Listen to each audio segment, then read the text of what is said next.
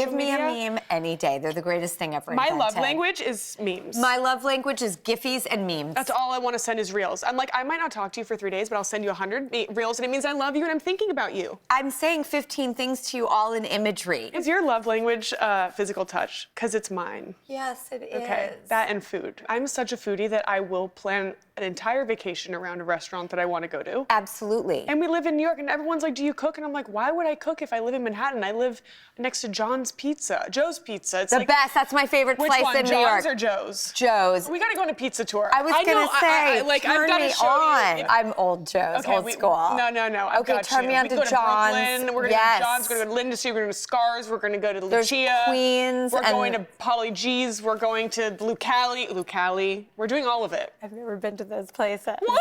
I need to take you. You need to come out with me. Because I am like, I go home every day after the show. I just go straight home. Yeah. And then I usually just stay home. And do you just order in? Yes. Yeah, me too. In fact, my daughters were like, I don't even have groceries. I try to cook. Yeah, I me too. sometimes make them things. Sometimes they like it. Sometimes they don't. Mostly not. But I realized that like so much of my life was about restaurant culture.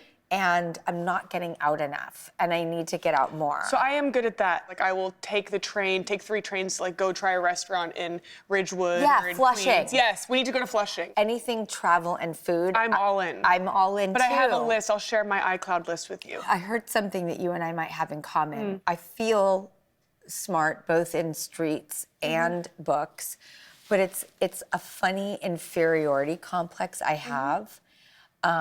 Where because I didn't go to traditional school, there's something that weighs on me quite heavily about where I'm like, even with my daughters who are in school, like that brings it up a lot. Yeah. But is it true that you also didn't have that traditional track?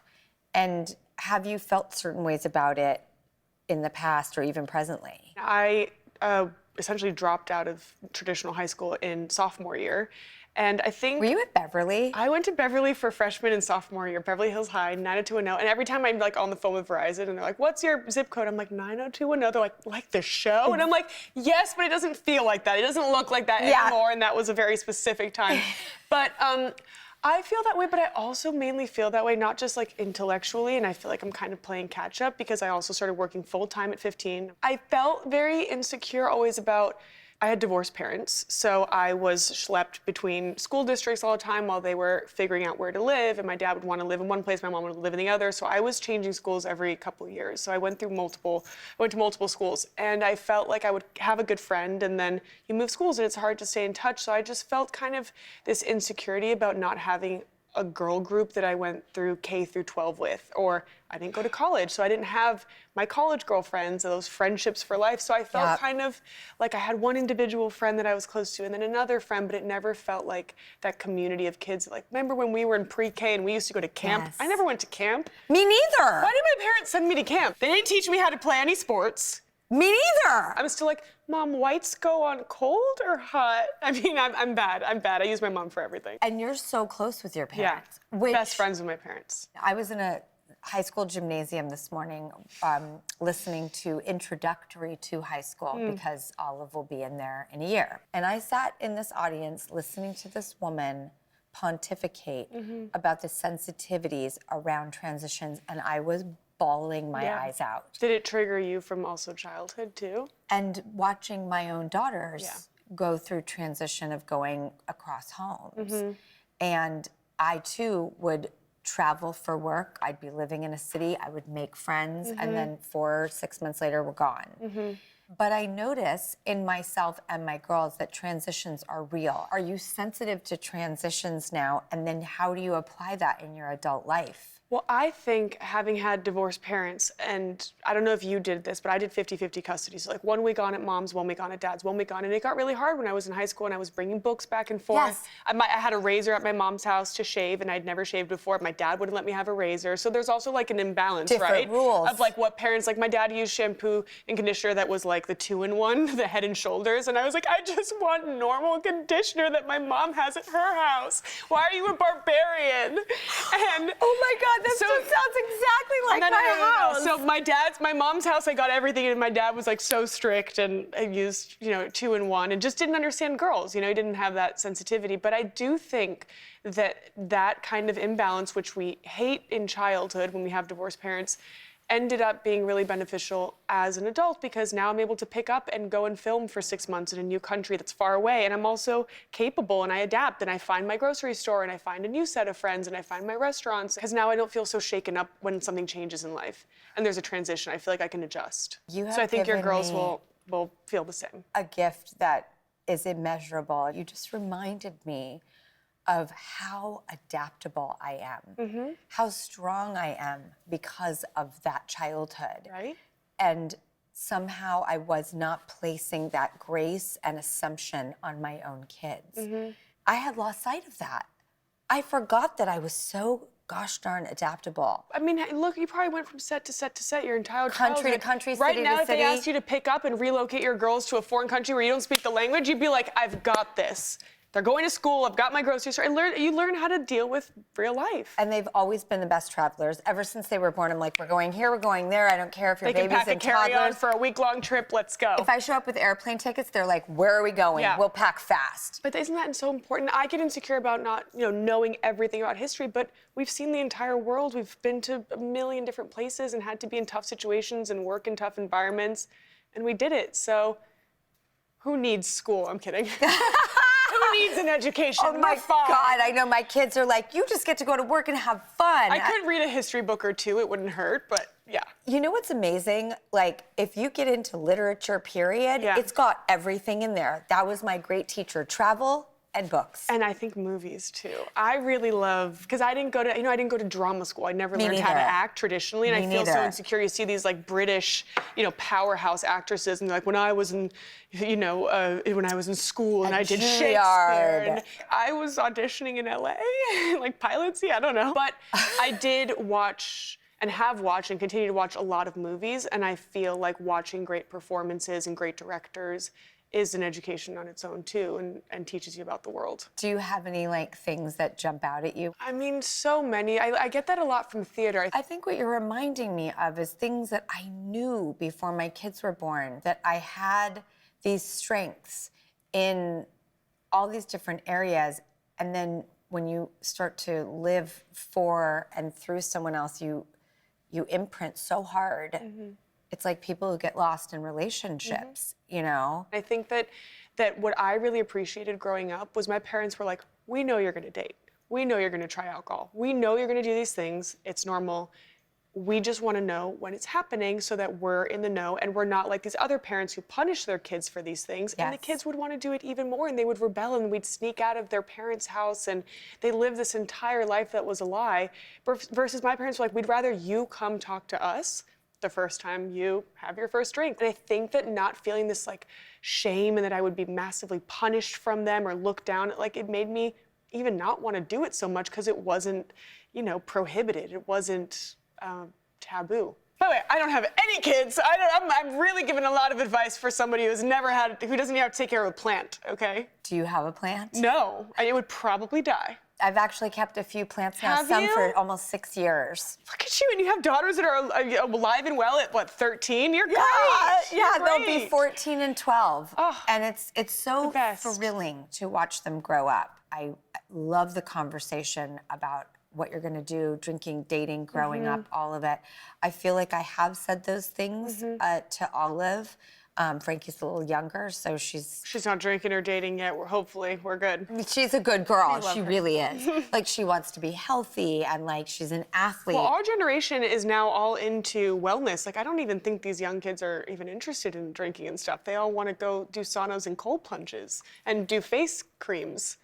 At 11 years old, I didn't want to put face cream on. Hallelujah. No, when I was doing it 11 years old, I barely want to do it now. that's why I'm traumatized. I'm like, oh my God, I cannot have this life for you. Well, but child actors, we see crazy things. You have to pretend to be an adult. I was an only child too, so I would always just pretend that I Me was one of the too. adults. My parents would go to dinner with their friends. They didn't leave me with a nanny. They're like, you're coming with. You'll fall asleep in the back seat. And I was like, great, fun. I got to be with adults all the time. do you want to have kids, may I ask? Oh my God, so bad. I love. I do feel like the only thing that I'm really, truly good at in life is going to be a mother. I have little siblings who are 10 years old. My dad got remarried and had 2 more kids, and so I've been a part of raising them. I held them the first day they were born, and I really feel like it's the only thing that I'm living for. Eventually, not now. Because I think you are going to be such an incredible parent with where your principles lie, with where you have figured out things. The way that you present also about your life, how you've lived it, how you grew up, has such a effervescence and a buoyancy that it's like hopeful, full of strength, wisdom, and like can do this. I've done a lot of therapy too, and I read a lot of self-help books, and I went to Hoffman. I work on it, but yes, thank you. Have you read The Let Them Theory? No. I just finished it. Mel Robbins, yes. No, I haven't read the book yet. I know all about it. Just finished it. How is it working for you? In theory, it's like your mother's driving you crazy, and you've asked her not to do something a million times, and she still does it, and you're like, let them, and it's hard to apply, but I'm working on it. And I think that there is something behind it. What's interesting about the let them is the let them is like let me, right? Because you'll never control what someone else does. Exactly. So it's like, how am I gonna choose to show up today and respond to this very challenging, difficult situation? I think the let them theory has literally itself steeped in a choice. Yeah. It is a choice to go, I will not let this affect me. Or I'm gonna let you be you, and I'm not gonna try and change you anymore because it's exhausting and it's too much for me, and I just can't do it anymore. Where do you think you got the notion to be a self-helper? I want to be better for my friends. I want to be a better daughter. I want to be a better partner.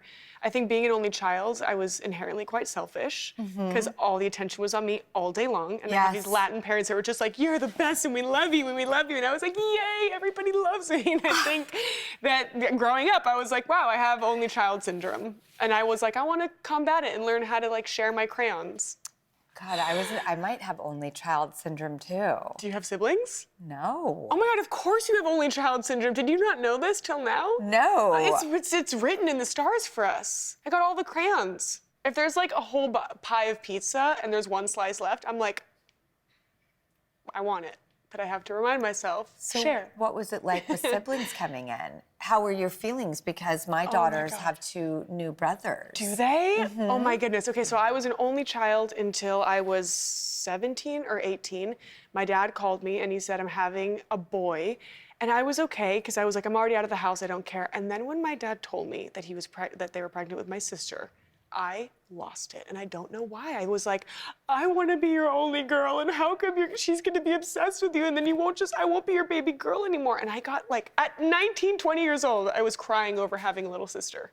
I mean, and now she's my best friend, and we love her. Really? Oh I just had her in New York. They'd never been to New York. She came to stay with me for a week, and it was the best. When I'm hearing you and I'm marveling, going, this high road, high road, high road, choice. When did you make the choice of like, I trust in this process and I'm going to allow myself to love you and not compete with you? Well, she was a newborn, so it was very hard to compete with a newborn and to hate her. When I saw her, I was like, damn, I love you already.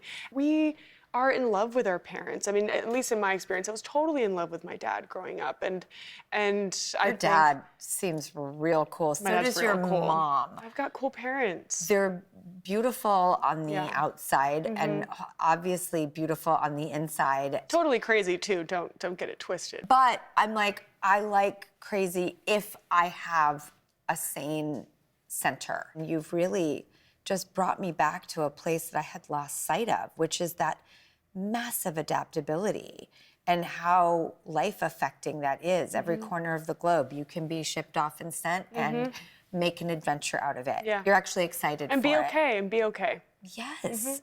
Thrive, not just survive. Totally. Thank you for that reminder. And that reminder and hope for my own children. Yes. And look what it made you. Look what it made you. So they're great. What's like on your horizon now? Going back to the Czech Republic in a few hours. Yes. To finish filming.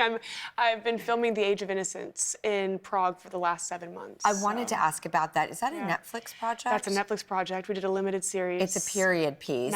It's the Edith Wharton novel, the Martin Scorsese film. I don't know if you know, with Age of Innocence. Age of Innocence. I was with Michelle Pfeiffer last night. Oh, Michelle! I'm playing Countess Lenska. Oh, my God! It's torture to play that part after Michelle Pfeiffer has played it, but it's fine. We're doing our own rendition. It'll be great. Well, maybe it's just two incredible women who, you know, amazing. are needed for those valiant literary epic roles. Okay, so when you get in period clothes, Ouch. the corsets Oh my are really God. uncomfortable. Oh yeah, I get like full sewn. It's Yanked. I have like a 20-minute in my call sheet. It's like it's like an hour for hair, an hour for makeup, and it's 20 minutes For of like wardrobe. just getting my corset and my bustle on. It's a whole world of its own. Once it's in for the day, once it's on for 10, 12 hours. Do you have a standing board? Remember back in the day, they would have leaning boards for women because you No. can't sit down in a corset. Oh. So they would just literally well, wheel when I- in the leaning boards No, and the women would just When- stand there when like I leaning get against up, it. When I get up, I have like the crew, like 2 guys will just hold me and I'll just kind of go like that Yeah, because 'cause you I'm in lose- I mean, mine's period corset, so I'm all the way till here. And the waist is great, right? Everything looks great with a corset, but it is rough. I think my bones have just molded. I mean, women used to literally like remove ribs, and it was crazy. I how they- texted Elle Fanning because she did The Great. And I was like, Elle, I'm doing a period piece. How did you survive? She's like, you have to have soups the first couple of weeks while your organs readjust. And I'm like, my organs are gonna readjust? Like, what is happening? But I guess it puts me in character. Is another girlfriend, Suki Waterhouse. Yes, who I was here with last time I saw you. The level of chemistry that I saw between you and that group of misfits was so palpable and so beautiful. This is not based on this project. This is something ongoing. And everyone went on. It's hard because, you know, you become family with people. I think it's really nice to like be in my late 20s and start to feel like, I have my people. I feel good, my little tribe. I think it takes a while, and I haven't made a lot of new friends. I've had long-standing friendships, and all I wanted was to keep those friendships going because I knew they were the right people for me. But you probably only have like a handful of people that you're like, in 30 years, I know with 100% certainty, these 3, 4, 5 people will be by my side. Yep. And that's okay, that's a good number. And We they're don't all need like more than friends that. with each other too, which is really nice. So like, I try and put mine together, but they don't like mesh very well. really, that's so interesting. Well, yeah, they're just very individual. I have like weird pockets. It's like my best friend is gay and 50 years old, and then my other friend is like in her 20s and is like a supermodel, and then it's like, they're just all very different pockets. And they come together for my birthdays and stuff, but I don't think they're hanging out without me.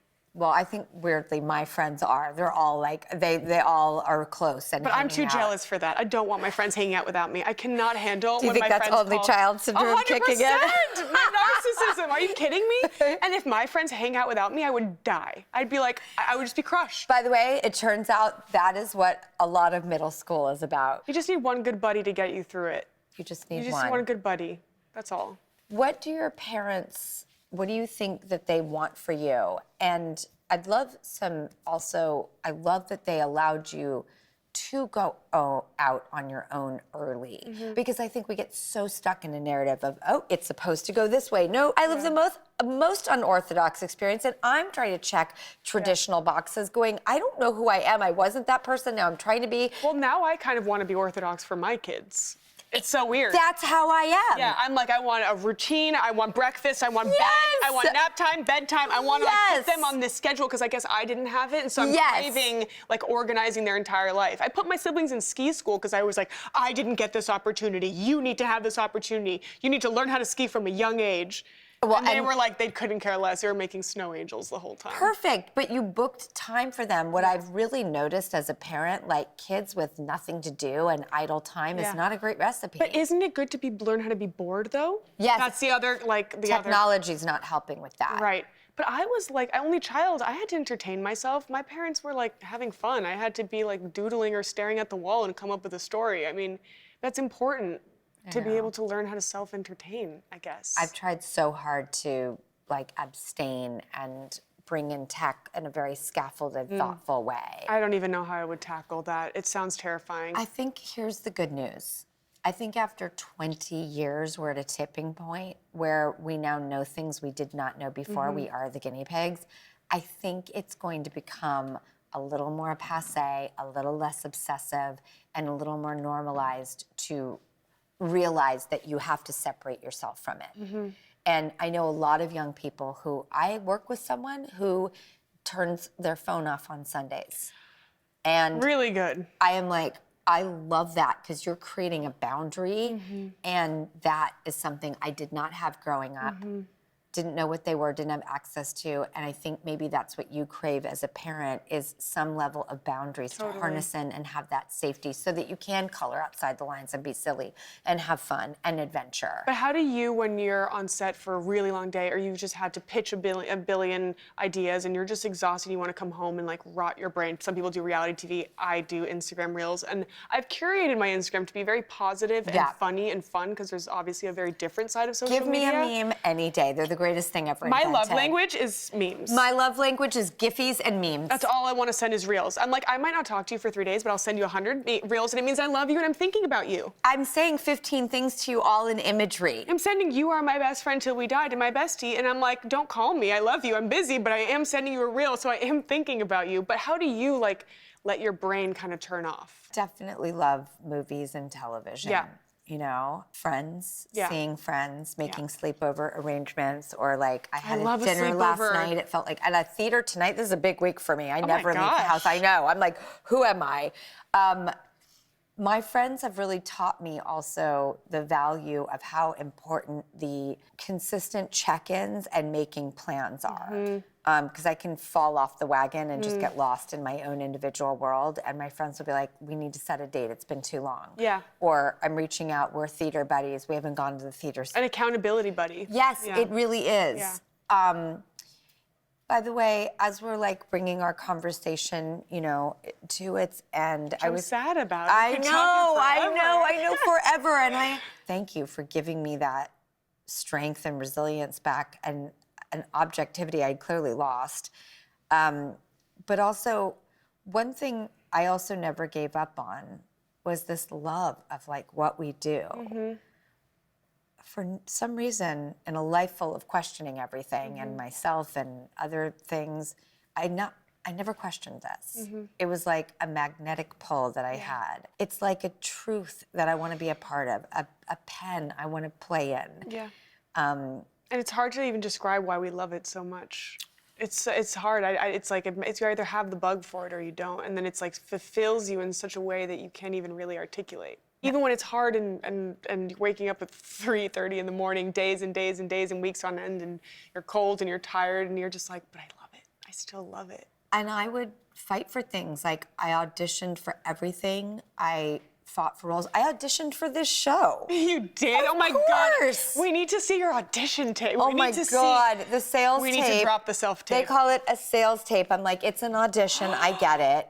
And you're like, I don't think I need to be auditioning at this point in my career, guys. I would have said that on your behalf. Thank you. I, of course, was like, tell me where to go and what I need to do to prove. All I want to do is book the job. The actors and us, the desperation. I'm like, pick me. Yeah, I totally had to audition and prove. Well, I love to hear that. I don't feel depressed about my auditions then. Did you also go after Night Manager and just say like, look, I can do this, here's the proof? Oh, yeah. I mean, I've never gotten offered anything directly that I've done. For the Night Manager, I did.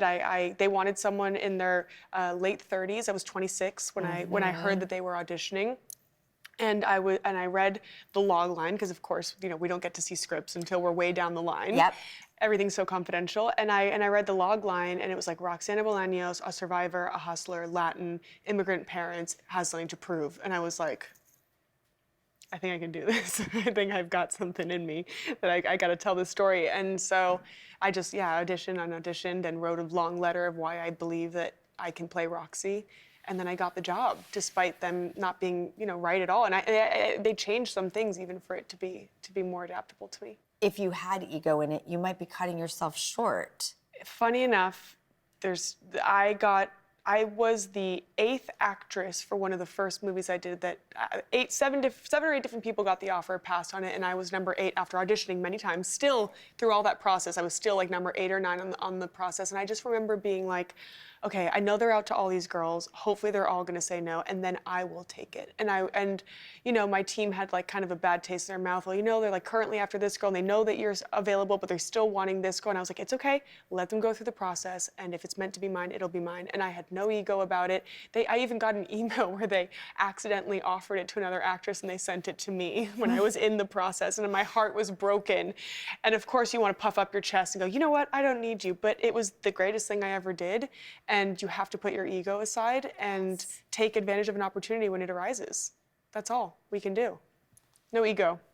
Once again, you've given the best advice because it's true. You and I should have like a therapy podcast. I would love to do 100%. This is so fun Everything that you I've get to ever do this. wanted to do so badly, I've had to do nothing but prove, prove, prove. Well, it feels great for me to know that even in this place in your career, you still proved yourself to be here. And Absolutely. It's a never-ending road. You're not handed things, and you have to fight for them. And I've always been very scrappy that way to remind myself that I will keep having to fight, and that's okay. It doesn't mean I'm not good enough or worthy. It's just the process. And so I normalized it rather than going, I don't want to have to do something Look like at that. everything I've done. No, but even actors at their top level in their 60s, 70s, 80s, like they're still fighting for roles, and they still have another everyone's got competition at every single level, whether you're an athlete or you're an author. There is someone who is on your level that nothing is handed to you, and you're only as great as the last thing you've done. So you've got to constantly prove yourself. I'll be your last choice any day. I'm there. If I I'm still want to available. be here, you're my first choice. So, you know, we've got a first choice in there somewhere. Someone dropped out of a movie this morning on my way here, and they're like, "Are you available for a week or two?" And I was like, "Ego, they could have asked me before. It's okay. Yes, I'm available. And also, love to do it. Timing bells is on. everything. Yeah. And when I was 14, I learned a lesson that changed my life forever, which was do not be in competition and never bother going to the realm of jealousy because there is enough room for everyone. Yeah. Yeah. There is. And it's hard to feel that way all the time when you're ambitious and competitive and you really want something, you know? But it is really true. There is enough for all of us. We can have a breath now. I might even meow. Meow. You can meow with me any day, Drew. Camila Morrone, I am so crazy for you, and I I'm so love happy you to be back. Don't miss Camila Morrone in season 2 of The Night Manager on Prime Video, and we'll go out with a clip as we go to break. Thank you so much. Thank you. What if you're playing me? What if you're playing me? Thank you. There's night security outside the building, so be careful. Oh, you worried about me? No, I couldn't care less. But if they discover who you are, I'm dead. So no mistakes.